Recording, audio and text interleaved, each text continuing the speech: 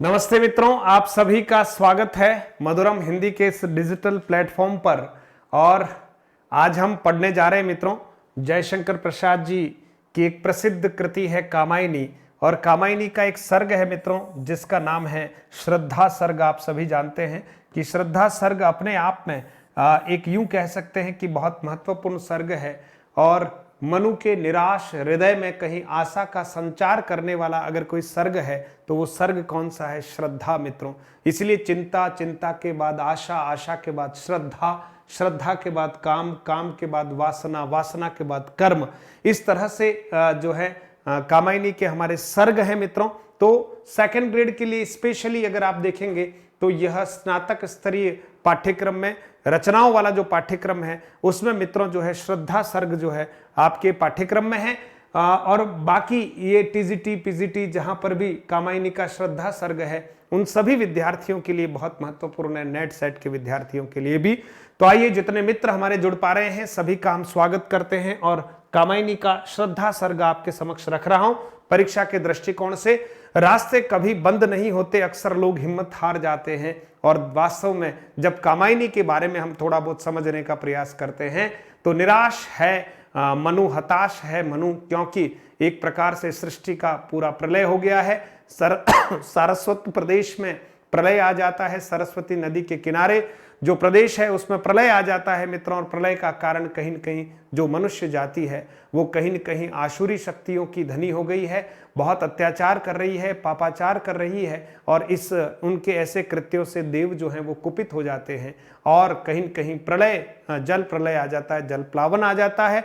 और ऐसे जल प्लावन में एक मनु नामक जो प्राणी है मित्रों उसको प्रकृति कहीं न कहीं बचाती है और एक लहर के ऊपर नाव के सहारे उसे जो है लहर कहीं न कहीं हिमालय की ऊंची पहाड़ियों की तरफ जो है फेंक देती है और वहीं पर वो अटक जाता है और वहां से वो ऊंचे शिखर से क्या है जल प्लावन देख रहा होता है।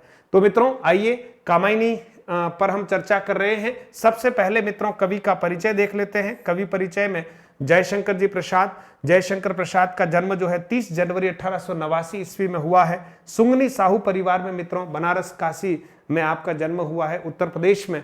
और मृत्यु की बात करें मित्रों तो 15 नवंबर 1937 ईस्वी में 48 वर्ष में आपका जो है देहावसान हो गया मित्रों। मात्र 48 वर्ष में 1937 में आपका देहावसान हुआ है। 48 वर्ष की आयु आपने जी है। आप सभी जानते हैं कि छायावाद के प्रमुख स्तंभों में एक नाम है मित्रों जयशंकर प्रसाद, जिन्हें ब्रह्मा की उपाधि दी गई है। और जयशंकर प्रसाद जो है कहीं न कहीं छायावाद के वो कवि हैं जो छायावाद की यूं कह सकते हैं कि आत्मा है, घनीभूत है। कहीं न कहीं छायावाद को जीने का काम करते हैं, अपने साहित्य में उकेरने का काम करते हैं। आप एक श्रेष्ठ कवि, निबंधकार, नाटककार, साहित्यकार, कहानीकार, उपन्यासकार और चंपू काव्यकार हैं और मूलतः प्रेम व सौंदर्य के काव्यकार हैं। यद्यपि आज का जो टॉपिक है बड़ा विस्तृत है मित्रों, लेकिन हम समय की मर्यादाओं को ध्यान में रखते हुए थोड़ा गति के साथ पढ़ेंगे ताकि ये श्रद्धा सर्ग में आपका पूरा करवा पाऊं। आइए मित्रों, कामायनी के बारे में आप देखिएगा। कामायनी का जो परिचय है मित्रों हम शुरू करते हैं। कामायनी के रचनाकार कौन है? जयशंकर प्रसाद है मित्रों। कामायनी में कितने सर्ग हैं? 15 सर्ग हैं। कामायनी में ये जो कामायनी महाकाव्य है वो प्रतीकात्मक महाकाव्य है। साथ ही साथ मित्रों रचना काल की बात करते हैं तो 1935 ईस्वी में आपकी इसकी कामायनी की रचना हुई है और लगभग 7 वर्ष का समय लगा है। 1928 से लेकर 1935 तक जो है कामायनी की रचना होती रही मित्रों। और 7 वर्षों के समय में कामायनी नामक महाकाव्य की रचना जयशंकर प्रसाद द्वारा कर ली गई। 1928 ईस्वी में मित्रों सुधा नामक पत्रिका में चिंता सर्ग जो है वो छपता है मित्रों। इससे ही हम कह रहे हैं कि 7 वर्ष का समय लगा। और कामायनी के प्रेरणा में कामायनी किस से प्रेरित होकर लिखी गई है मित्रों? तो शतपथ ब्राह्मण से प्रेरित होकर कामायनी लिखी है। सारे प्रश्न है मित्रों, ध्यान रखना। प्रेरणा प्राप्त करके रचना की है। और कामायनी सर्ग में प्रत्यभिज्ञा दर्शन पर आधारित है। कामायनी जो है वो प्रत्यभिज्ञा दर्शन पर आधारित है। आप जो जयशंकर प्रसाद हैं वो शैव मतावलंबी है और भगवान शिव के जो है उपासक हैं। झारखंडी आपका उपनाम है। और साथ ही साथ मित्रों प्रेम पथिक जो है इसको इसकी पूर्व पीठिका माना गया है। कामायनी की पूर्व पीठिका प्रेम पथिक को माना गया है।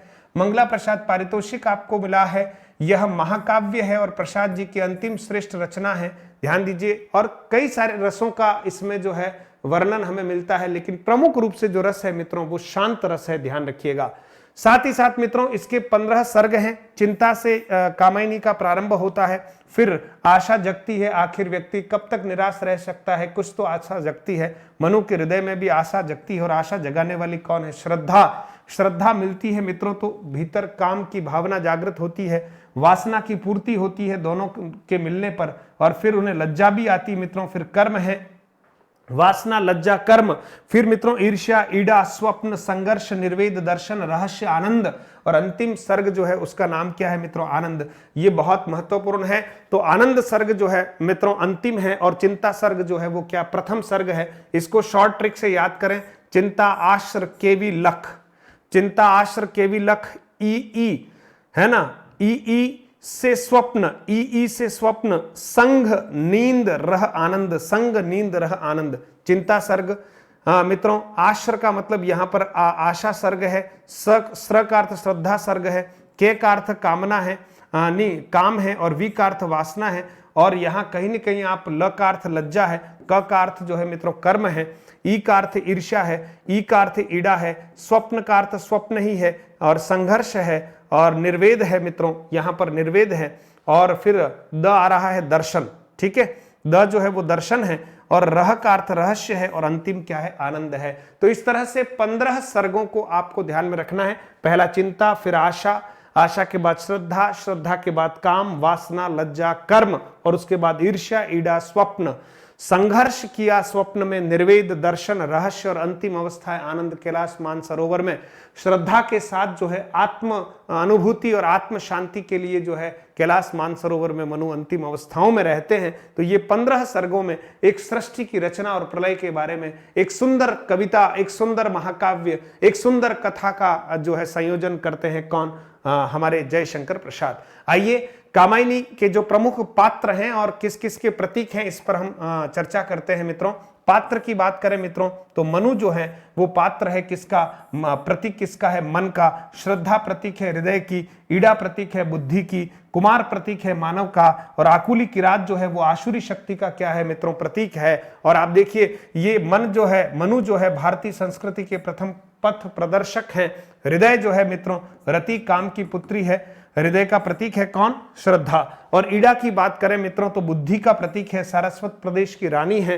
कुमार जो है मित्रों वो मानव का प्रतीक है, मनु और श्रद्धा का पुत्र है। और आकुली किरात जो है आसुरी शक्ति का प्रतीक है और असुर पुरोहित है मित्रों, है ना। तो इस तरह से जो श्रद्धा है मित्रों गंधर्व देश की राजकन्या है जिसे गांधार भी कहते हैं। ये बहुत मोस्ट है, परीक्षा में आने योग्य है ना। और जायसी का जो पद्मावत है वो भी मित्रों इसी तरह का एक प्रतीकात्मक महाकाव्य था, उसमें भी प्रतीक है तन चितूर मन राजा के ना।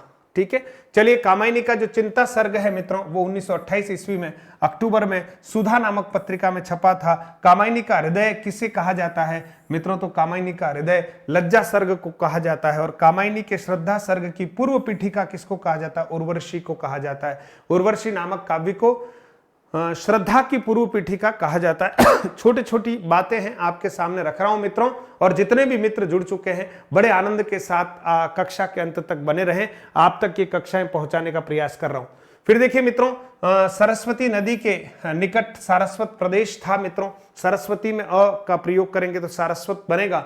सारस्वत प्रदेश में मनु भी था और पूरी प्रजा वगैरह सब कुछ थी मित्रों। सारस्वत प्रदेश जो है कहीं न कहीं वहां यूं कह सकते हैं कि मानवेतर कार्य ज्यादा होने लगे थे, है ना। कहीं न कहीं अधर्म के काम ज्यादा होने लगे थे, देव कुपित हुए और जल प्लावन की स्थिति बनी और मनु उसमें बच जाता है और हिमगिरी के उत्तुंग शिखर पर जाकर कहीं न कहीं बैठ जाता है ना, नौका के सहारे। तो चिंता सर्ग से प्रारंभ है और प्रारंभ की पंक्तियां हैं, हिमगिरी के उत्तुंग शिखर पर बैठ शिला की शीतल छाह, एक पुरुष भीगे नयनों से देख रहा था जल प्रवाह। एक पुरुष भीगे नयनों से देख रहा था जल प्रवाह।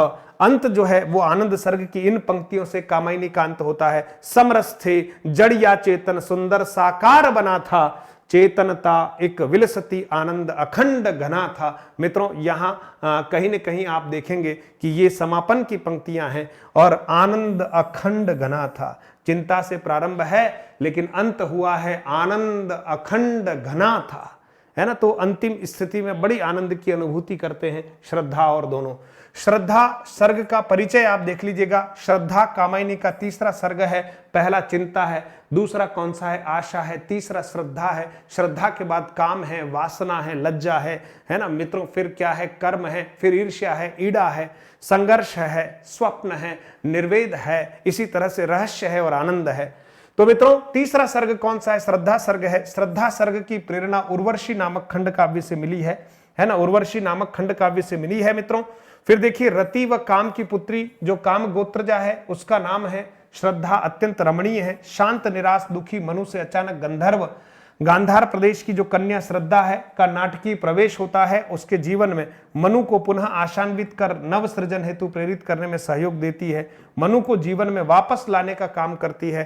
कौन करती है, श्रद्धा मित्रों। इसी तरह से देखिएगा मनु के आशा निराशा के द्वंद्व के बीच श्रद्धा का आगमन होता है। श्रद्धा विलक्षण सौंदर्य की धनी है और कहीं न कहीं श्रद्धा के नाम पर ही मित्रों इस महाकाव्य का नाम कामायनी रखा है। कामायनी को अगर हम विभाजित करते हैं, संधि विच्छेद करते हैं तो काम धन अयनी होता है मित्रों। काम धन अयनी, बहुत बढ़िया, काम धन अयनी। ठीक है मित्रों। फिर श्रद्धा प्रतीक है किसका, हृदय का। मुख्य रूप से श्रद्धा प्रतीक है किसका, हृदय का। भाव वृत्ति का, रागात्मिका वृत्ति का जो स्त्री रूप धारण कर प्रकट होती है। मनु के साहचर्य से मानव कुमार को जन्म देती है। मनु के साहचर्य से किसको जन्म देती है मित्रों, मानव कुमार को जन्म देती है। और धीरे धीरे कहीं न कहीं यही इसी स्थिति में जो मनु है वो त्याग करता है किसका, श्रद्धा का, और ईड़ा से उसका मिलन होता है। सारस्वत प्रदेश की पूरी व्यवस्थाओं को संभालता है और एकाधिकार करना चाहता है ईड़ा के ऊपर भी। और कहीं न कहीं वहां से फिर एक विध्वंस होता है, संघर्ष होता है। फिर श्रद्धा का आगमन होता है। श्रद्धा उसे अनंत शांति के लिए कहीं न कहीं हिमालय की तरफ ले जाती है, कैलाश मानसरोवर की तरफ ले जाती है।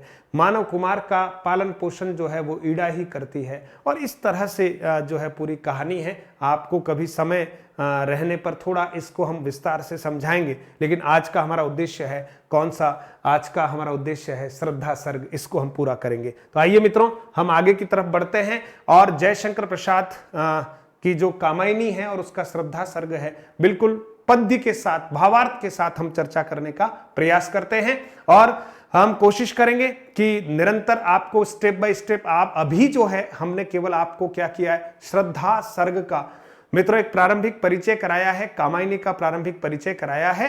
और फिर हम अगली कक्षा में मित्रों आपको पद्यों का और उसके भावार्थों का भी अच्छे से विश्लेषण करेंगे, परीक्षा के दृष्टिकोण से इस पर चर्चा करेंगे। बहुत बहुत धन्यवाद।